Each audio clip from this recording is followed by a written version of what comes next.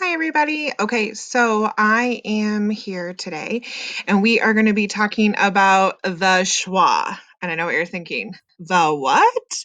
So, when we are doing our mastery skills, I've been teaching you a lot of different word work and I'm asking you to apply it.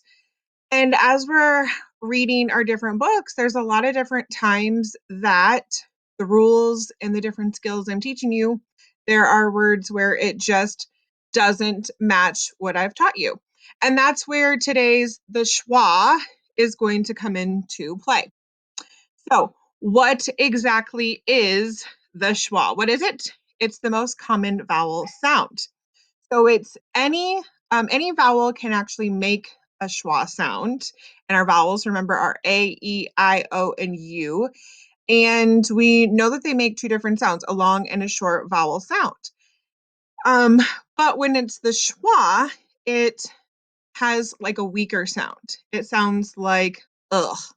And so it's a lazy sound. I want you to try that with me. You are going to hardly open your mouth when you do it. You're going to go ugh.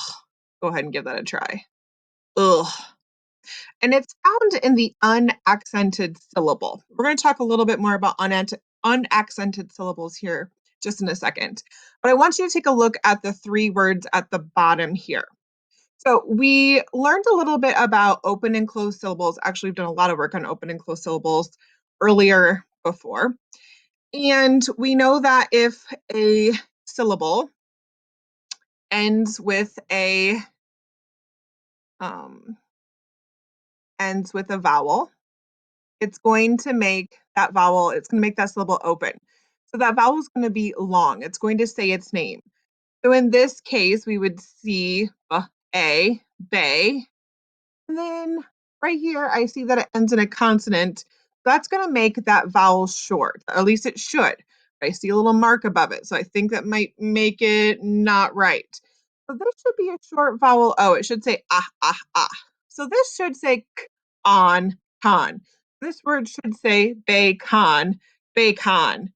Doesn't sound right. So you would normally hear me say, change your vowel sound. So I would try bacon, bacon. Also doesn't sound right. So I see this little mark here. We usually do some word marking. And I know that that schwa says it makes that weak, lazy U sound, the and that's where it plays into, that's where it plays in here. We're going to say bacon, bacon. That makes a lot more sense, doesn't it?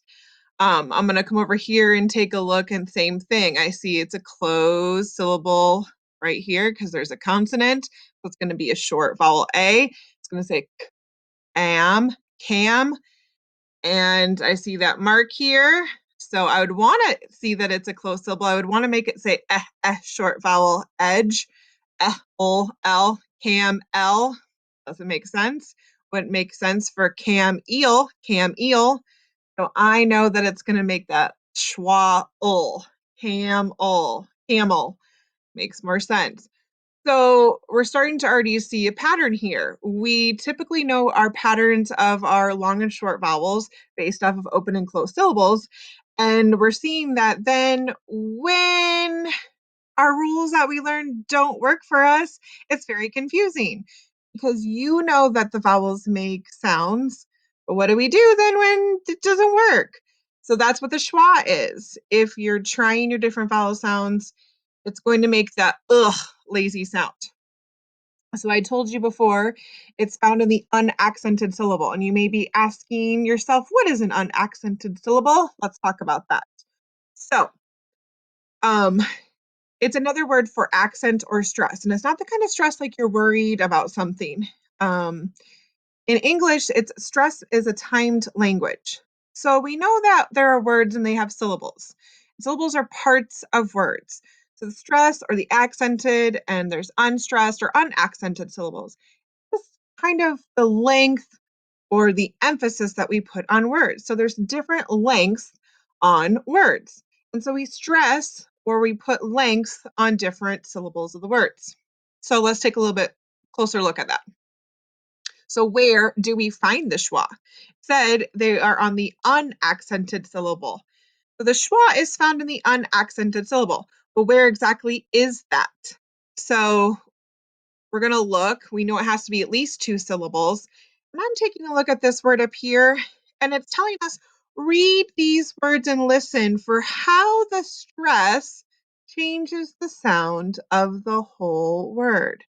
So they're going to read it in 2 different ways. You can see in the first part over here, it's bolded. So the stress is right here, the accent is here. And over here, the stress or the accent is over here. So it says, that is good content. That is good content. I am content sitting here. So the schwa is found in the unaccented syllable, or the part that doesn't have the stress or the emphasis. So the part that we kind of just slide over a little bit. So content, content. So let's take a little bit more closer look at that. So up in the corner, I have pro reader tip. You know that I love to do that. This is the part where if I am asking you to do something, if you remember nothing else, this is like my tip to get there super, super fast. So if you need to think about how am I going to do this, this is your pro reader tip. This is top secret. Do this, do this, do this. Pro reader tip right here. Tips to identify schwa.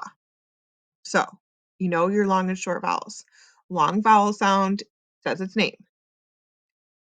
If long and short vowels both don't sound right, then you're going to try the schwa sound. So I showed that to you a little bit earlier with bacon. We solved it. I tried bake on and bacon, and both of them didn't sound right. And so if I really didn't know the word bacon and I'm trying it, that would be a time for me to try the schwa sound, which I know is going to make the lazy sound. Okay, so that's your pro reader tip right there. If you know the rules of open and closed syllables, which you do, and you've tried the rule, and then you tried the other one, when Miss Acuff says, change your vowel sound, then try your pro reader tip, which is try the schwa sound. Okay, so the schwa sound, which might be kind of tricky for you to remember, is also known as the banana rule. And it's called the banana rule. I'm going to tell you why. So if you hear the at the end of an unaccented syllable, it is a schwa A. Okay. So we have our open syllable A will always change to a schwa sound at the end of a word in like the word umbrella.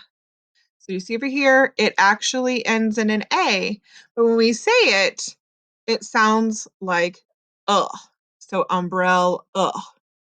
Um, if there is an open syllable A at the beginning, like in the word ago, like long ago, it usually changes to a schwa sound. And I see that a lot of times when you guys are writing, or sometimes if you're trying to solve words you don't know, sometimes you guys will be trying to solve it, and I'll hear you guys try like ago, ago. Now, words that are a little bit smaller like this are a little bit easier for you to figure out that it might probably make sense for ago, but that's where your pro reader tip comes in handy. If your long and short vowel doesn't make sense, use your pro tip. And then if there's a word that has 2 unaccented open A's, they will both change to the schwa sound, like in the word banana. So this is marked with an upside down little tiny e. We saw that at the beginning, those little tiny red e's. When I've had you mark things before, sometimes we'll box them or underline them. This is something that we do have to use the little red e. I'm just going to give you some little facts about the schwa sound. So you can see him up here. He's just being lazy because remember he does the sound. So schwa is represented by that upside down E. And when a schwa sound is written in a pronunciation guide, sometimes you see that in books, like a dictionary or a thesaurus, or in a glossary, to help you learn how to say a word. You might see that. And that'll help you remember how to say the word. Now, it's only found in the unstressed syllables. So, most unstressed vowels are pronounced as a schwa. So, you have to listen for the schwa in the first syllable, like amaze, or in the second syllable, like gallon. So, schwas can be lazy. So, in an unstressed syllable that contains a schwa, it may disappear completely if you're just using like casual speech. So, sometimes, like in the word chocolate, you may completely eliminate the syllable, and sometimes that might be kind of hard when you're learning to read. When we say things like chocolate and you're learning to read it, you might not be used to seeing all of those letters because that's not what you hear. So, how many syllables do you hear in chocolate? Chocolate. Or how about camera? Camera. Interest. Interest. Several. Several. Sometimes we say them fast and casual. And so since it's lazy, we don't hear it. But all English vowels have a schwa sound. So even with A, we have words like pleasant, again, balloon. And with E, problem, celebrate, enemy. Or I, duplicate, president, family. And O, parrot, bottom, freedom. Of course, we have U, which is that's pretty simple. We have support, circumstance, and album.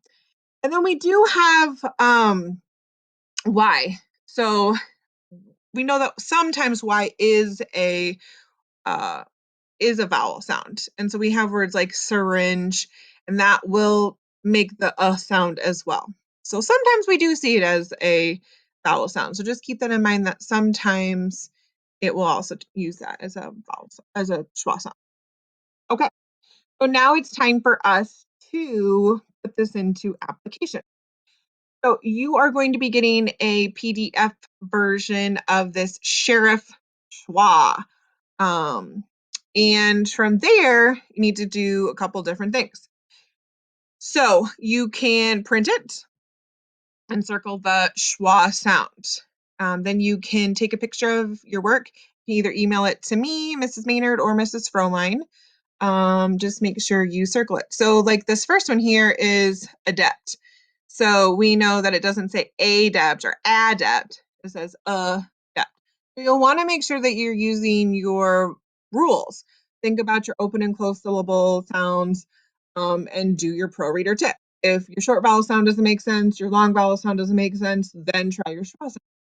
And you can circle it so we know which one is supposed to be correct. If you don't print it, you can also just write the words on here. So you could write number one and then circle it and um, take a picture of your work and then email it to Mrs. Maynard, Mrs. Frohline, or myself. Or you can also, if you're working on a computer, just type your responses with the schwa sound, either highlighted, underlined, marked in some way so we know what your answers are, and then again, email it to Mrs. Maynard, Mrs. Freund, or Miss Acuff. Please note, and then you're going to get a reading passage as well, so a book. And I'd like you to know any words with schwa sounds in the text that you're given for this week's reading. So, were there any words in your book that you noticed as you're reading or problem solving that had schwa sounds? Maybe you've been reading, you didn't even really realize it. I want for you to pay special attention this week, specifically for schwa sounds. I think you're going to come across them more often than you've maybe realized. There are quite a few. So you will be getting this sheet, and I would like for you to have that returned back to us. And I hope that now that you've learned about this, you are able to decode a little bit better using these vowel sounds and with your um, mastery skills as we continue on. So I can't wait to see your responses. And